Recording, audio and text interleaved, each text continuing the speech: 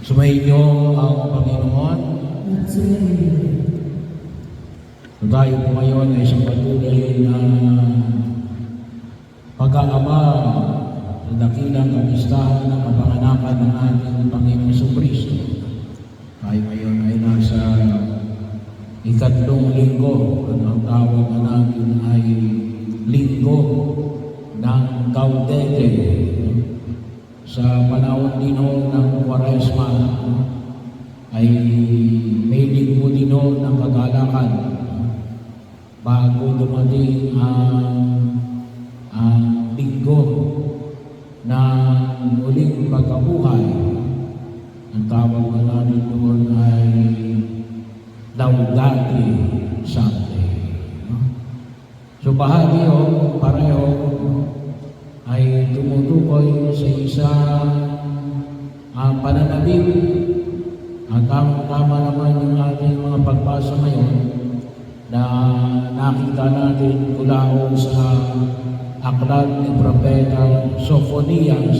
Ang sabi niya, magdiwang ka Jerusalem, magalak ka, umawi ng kagalakan.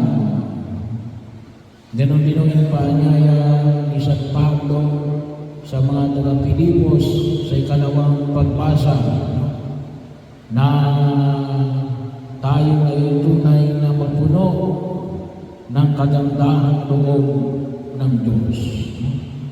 Saan baga nakabase yung ating kaligayahan? At nangis ang kong kapag na bigyan tayo ng direksyon kasi ngayon, panahon na ito, ano bagay yung isip natin ng kaligayahan, kasiyahan, walang hapas na inuman, pagkain. Yung bahagi ko na binigyan namin ng diin nung nakaraang linggo natin, mag-ingat kayo na magumon sa paglalasing, kadakawan, at paanyaya ay pinahayag na ating Panginoon Jesucristo sa ayon din sa tinig na sumisigaw sa ilang ang tagapanguna ng ating Panginoon Jesucristo, si San Juan Bautista. Ngayong panahon na ito, ano ang bagay o pinagbabasuhan natin ng kaligayahan? Saan tayo nasisiyahan? At ang hamon na paanyaya na makita natin sa Ebanghelyo ngayon ay tumutukoy sa katarungan at pag-ibig. Katarungan at kawang-gawa. Kaya makita po natin sa pinamanig ko sa atin ngayon sa Ebanghelyo ni San Lucas. At doon din nakabase yung ipinahayag ni San Pablo sa mga taga-Pilipos. Ipahayag ninyo yung kagandahang loob ng Diyos. Sa baba ng pamaraan, siguro po bigyan natin ng ilang pagkikila yung ipinahayag mo sa atin sa Ebanghelyo ni San Lucas.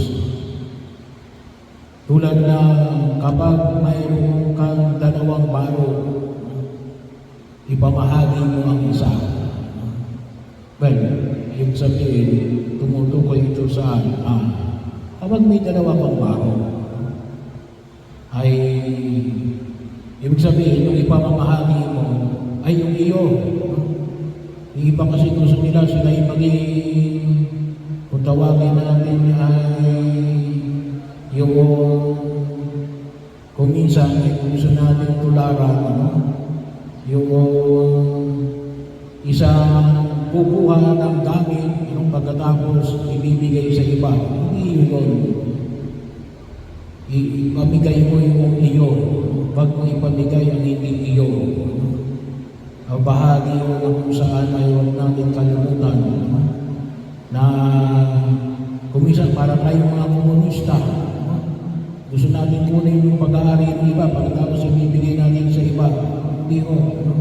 Ang paanyaya na ibinigay ni Jesus si Alin, kung mayroon ka, ano mayroon sa iyo? So ano yung pamamahagi mo? Tinuturing mo excess. Well, yung bawat tao may kanya-kanyang pamantayan ng excess. Sa Ebanghelyo, yung dalawang baro, yung iba napakarami ng damit. So, pagkakataon na kung saan ay depende yung pagkaunawa nila ng sobra. Yung iba kasi ay ang nasa isip ay alin, palaging kulang. Isa kong makita ko namin, yung kagalakan ay nagsisimula saan? Kapag may sobra ka. At sino yung magkakaroon ng pamantayan ng sobra ka? Ikaw. Ikaw mismo ang titingin. Ano ba yung sobra sa iyo? Bahagi yun. May mga tao kasi na hindi sumobra sa kanyang buhay. Well, maaari siguro may mga bagay na hindi sobra sa iyo. Pero sigurado may mga bagay na sobra sa iyo. Yun ang ipamahagi mo. Bahagi yun ang kung saan huwag natin kalimutan. At kung sakali man sa tingin mo, wala kang nakitang sobra sa iyo, may problema ka, pare. Kapag nakita mo na walang sumobra sa iyo, maghanap ka ng alin yung sobra sa iyo.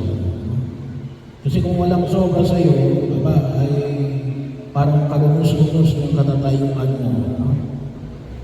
Sapagkat sabi na ako natin, yung pagbabahagi, yung pamantayan natin, pinagpala ka ng Diyos. Alisin natin sa kaisipan natin na kaya ka magbibigay para pagpalain ka ng Diyos. Mali ho yun. Kaya ka nagbibigay kasi pinagpala ka ng Diyos. Yun ang ibig ko sabihin ni San Pablo, yung kagandahan ng loob ng Diyos.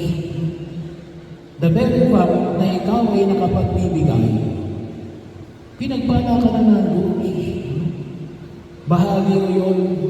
Sapagkat marami yung kasing tao na maaaring hindi kasing yaman mo, hindi kasing dami ng pera mo, pero hindi nagbibigay. Pero the very fact na ito'y nagbigay, ibig sabihin, pinagpapala ka ng Diyos. Kasi yung mismong pagbabahagi, ay alin, kaakibat nito yung alin, yung pagkilos na ito ay galing sa pag-ibig. At yun ay alin, pagpapahayag ng kagandahang loob ng Diyos. Huwag kayo magbibigay ng galit. Bahagi mo yun. Dapat yung pagbabahagi niyo ay alin, gawa ng kagandahang loob mo. Kaya dito nakabasa yung alin, yung kagalakan, yung kasiyahan, bahagi yun. Mahirap naman na sabihin mo na nagbigay ka, pero masama ang loob mo, ay hindi mo mararanasan yung kahulugan ng linggo na ito. Yung tinatawag natin Gaudete Sunday. Or maaaring mali yung pagkaunawa mo kung bakit ka nagbibigay. Bahagi yun. Maliban na lang siguro kapag talagang obligasyon mo, hindi bigay yun, no? Obligasyon mo yun eh. No? Pero ang pag-aanyaya natin dito yung pagbibigay. Di lalo na siguro kapag obligasyon mo, dapat na matuwa ka kasi natutupad mo ang tungkulin mo, nagagampanan mo ang obligasyon mo. At yun ay isang dakila na makita natin, pagbubukutan natin ng ating kagalakan. Bahagi mo yun. At yun ay alin. Kailanman, sabi nga, iyon yung isa sa mga kayamanan, hindi mananakaw sa iyo. So doon, yun ang hinahanap kong term, Robin Hood. Minsan, tayo ay parang si Robin Hood. Nagnanakaw tayo para mayroon tayong maibigay. Huwag yung gagawin yun. Bakit? Kasi walang merito yun. Hindi iyo yung iyong binigay eh. Nakaw takaw yun. No? Kaya bahagi yung na pag-ingatan natin. Kaya maliwanag yung sinabi ni Juan Bautista, kung mayroon kang dalawang baron, kapag gano'n din kapag may pagkain, ipamahagi mo yung isa. At bahagi rin ang pinigyan natin ng pagninilay, yung mga ilan pang mga paanyaya na ipinahayag, ano ba dito, makontento ka sa iyong sahod. Ano pang sinabi ni Juan Bautista rito? Huwag kang mamimilit na humingi, gawa ng pananakot o bahagi yun na kung saan ay pinamanik. Hindi 2,000 taon na hanggang ngayon, meron pa rin hanggang ngayon, ganun pa rin yung kaisipan. No? Hindi pa na bago yung pananakot para ikaw ay bigyan. No? Kahit na nung panahon pa ni Juan Bautista. So, pagkakataon na kung saan ay makita ko natin yung kagalakan ng pagdating ni Jesus. Bakit? Kasi ang hinihintay natin ay walang iba, kundi yung alin. Si Jesus, ang mananakot natin na magdulot sa atin ng tunay na kaligayahan sapagkat sabi nga natin ay kaya niya tayo ay bigyan ng kapatawaran sa ating mga kasalanan. Yung ang kapatawaran ay isang bagay na utusin na higit natin may pagkakaloob lamang ng Diyos.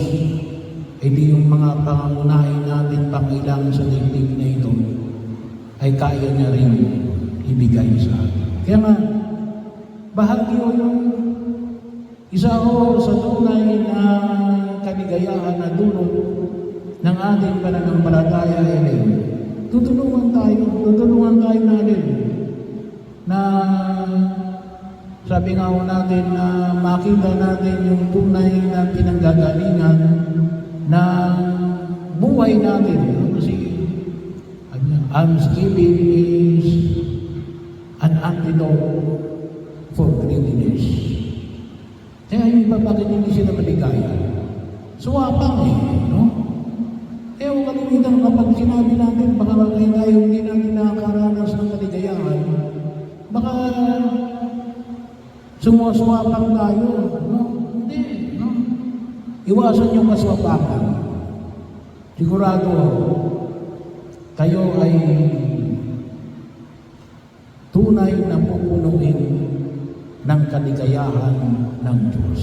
No? Kasi yung swapang, walang contentment yun, walang kapugunan, lahat ay kulang. No? Ay wala tayong patutunguhan sa pagkilos na ito. No? At nais ng Diyos na yung kanyang presensya ay higit na makita natin sa pagkilos natin sa daigdig na ito bilang paghahanda natin ngayong kapanahunan ng Kapaskuhan. Kaya din po, ang patuloy nating paanyaya, no, na yung kalimitang ating ginagawa tuwing panahon ng simbang gabi bukas, ay magsisimula na tayo ng simbang gabi. Meron tayong mga ino-offer, yun para sa mga kapatid natin na higit na nangangailangan. So, sabi ko nga, sana ngayong taon na ito, mas marami yung makatatanggap, yung ating pamaskong handog. Magbahagi ho tayo. At sabi ko nga, i-offer ninyo. I-offer ninyo na makita ninyo, kaya ko i-encourage kayo na i-alay ninyo. Kasi, kung tutusin, iniaalay nyo lang sa Diyos. Ang makikinabang lamang ay alin? Yung mga kapatid natin na higit na nangangailangan. Pero, makikita ninyo yung kagalakan na dulot na kaakibat ng inyong paghahandog sa tema na ipinahagi sa atin ngayon paanyaya ni San Juan Bautista, pag-ibig at katarungan.